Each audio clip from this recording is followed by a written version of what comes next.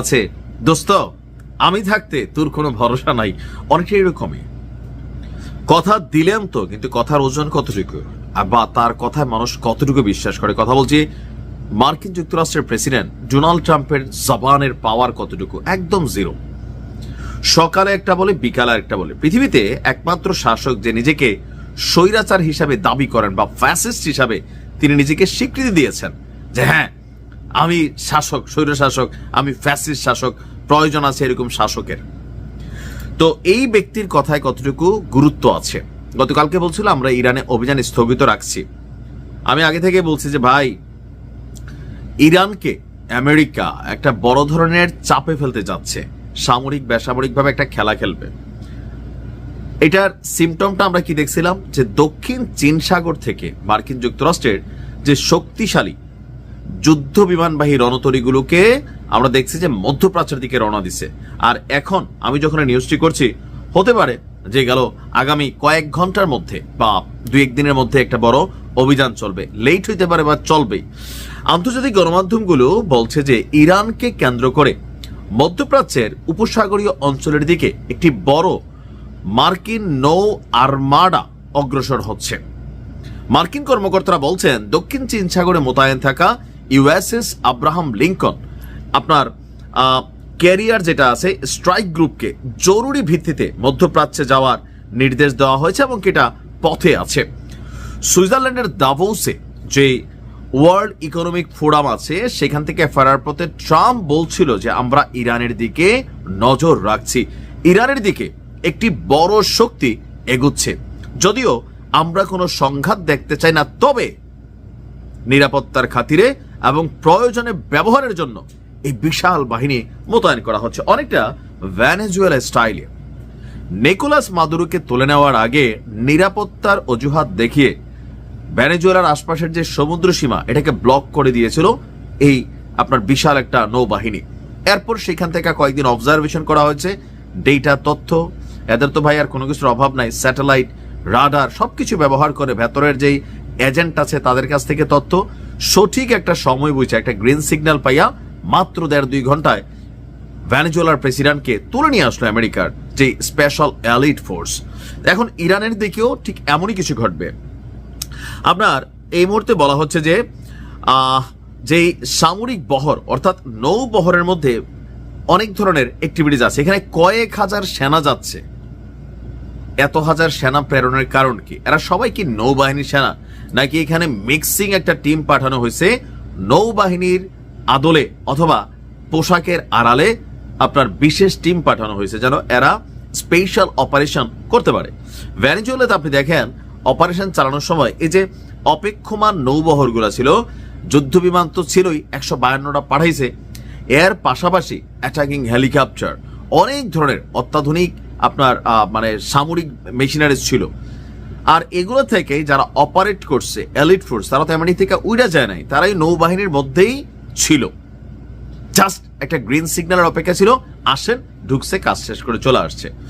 এখন ইরানের জন্য এই মুহূর্তে যেই পরিস্থিতি তৈরি হচ্ছে যে ইরানকে এই যে ঝুঁকানো যাচ্ছে না, এই যে ইরান তাদের পরিস্থিতি সামলে নিয়েছে, সরকার পতনটা হলো না, ট্রাম্পের যে দীর্ঘদিনের স্বপ্ন গত বছর ক্ষমতায় যখন ছিল এর আগে তার এই ইরানকে কবজা করার বা ঝুঁকানোর যে স্বপ্ন সেটা কিন্তু বাস্তবায়িত হয়নি। আর ট্রাম্প নোবেলে ভাগ করতে না পাইরা বলছে যে ভাই আমি আর বিশ্বে শান্তি টান্তি চাই না, আমি শুধু লড়াই চালাবো। আল্লাহ ভালো জানে ইরানের কপালে কি আছে। ইরানের উচিত প্রস্তুতি নেওয়া, যে কোনো সময় পরিস্থিতি বিগড়াইতে পারে। আর যদি আমেরিকা যে পরিকল্পনা করছে সত্যিকারের যদি একটা ঘটনা ঘটায়, ইরানের বেশ কয়েকটা আরে ক্ষমতা না জনতা, জনতা জনতা, আপোষটা সংগ্রাম। এখন আপোষও হয়ে যায়, সংগ্রাম হয়ে যায়, তবে ইরান আপোষ করতে শিখে নাই। তারা তাদের দৃঢ় যে প্রতিজ্ঞা আছে সেটার উপর স্ট্যান্ড নিতে শিখেছে, যার কারণে সারা পৃথিবী তাদেরকে স্যালুট করতে বাধ্য হয়। ব্যর্থ হয়েছে পশ্চিমাদের টোটাল পরিকল্পনা। ইরানের জনগণ দিয়ে সরকার পতনের যে খেলাটা ছিল মেটিকুলাস ডিজাইন, দেখেন এটা আসলে আমি মনে করি আল্লাহর তরফ থেকে আসে, কে কতদিন ক্ষমতায় থাকবেন।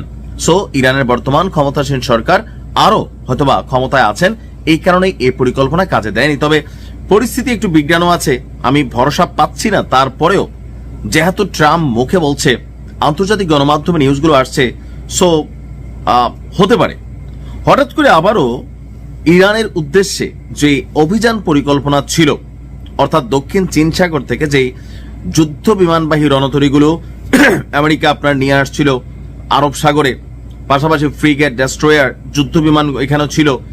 তা আমরা মোটামুটি ভাবতেছিলাম যে কোনো একটা বড় ঘটনা ঘটবে। আর হঠাৎ করে গতকালকে ট্রাম্প বলতেছে যে এই অভিযানও স্থগিত করে দেওয়া হয়েছে।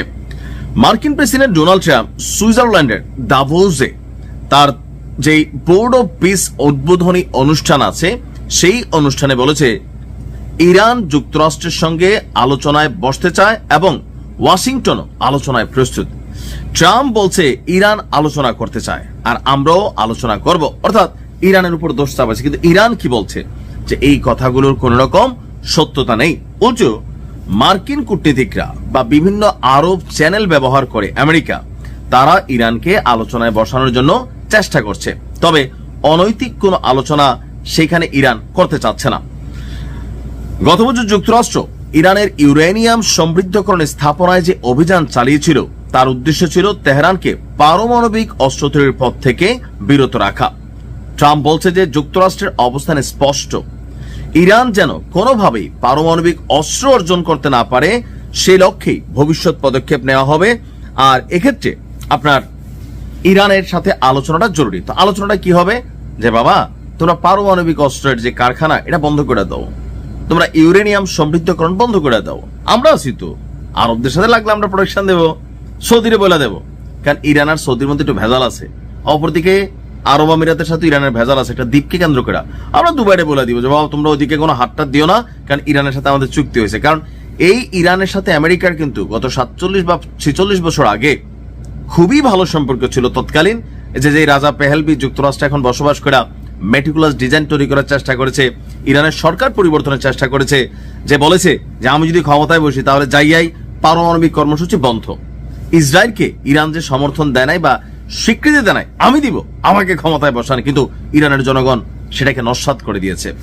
আর ইরানের যে ক্ষমতাসীন সরকার, তারা কিন্তু এই ধরনের হুমকি ধামকি, বিভিন্ন ধরনের কূটনৈতিক চ্যানেলের যোগাযোগ অথবা আরব রাষ্ট্রগুলিকে দেওয়া চাপ, সেই চাপের প্রেক্ষিতে তারা এসে ইরানকে দেওয়া চাপ ইরান কোনোটাই নিচ্ছে না। এখন টার্গেটটা হচ্ছে ইরান যেন তার পরমাণু কর্মসূচি বন্ধ করে, নাম্বার 1। নাম্বার 2 হচ্ছে আইআরজিসি, অর্থাৎ ইরানের যে আপনার কি বলে একটা বিশেষ টিম, যাদের কারণে আজকে ইরান এত দূর আসছে, সেই আইআরজিসির বিভিন্ন কর্মকাণ্ডের উপরও কিন্তু কিছু নিষেধাজ্ঞা অথবা সংক্ষিপ্ত করা, কাটসাট করা, এই বিষয়গুলোকে সামনে আনা হবে। কিন্তু ইরান কি মানবে? কখনোই মানবে না। কেন মানবে না? ইরান ভালো করে জানে যে ট্রাম্প থাকতে কোনো ভরসা নেই, আমেরিকা থাকতে কোনো ভরসা নেই। এই পরমাণুর মেশিনের কারণেই মধ্যপ্রাচ্যে আমেরিকার যে দুষ্ট ছেলে আছে তারা শান্ত আছে, আরব দেশগুলা শান্ত আছে। আর যদি এই মেশিনটা না থাকে তাহলে সবাই ইরানকে বাজাবে। তবে আমার ধারণা ট্রাম্প পৃথিবীর কাছে প্রমাণ করতে চাচ্ছে যে দেখো, আমি তো চাইলেই ঘটনা ঘটাইতে পারতাম, কিন্তু ঘটাই নাই। আমি চেষ্টা করছি আলোচনায় বসাতে, ইরান বসা নাই, তা আমি আর কি করব? পৃথিবীতে শান্তি দরকার, রক্ষা করা দরকার পৃথিবীকে, মধ্যপ্রাচ্যে শান্তি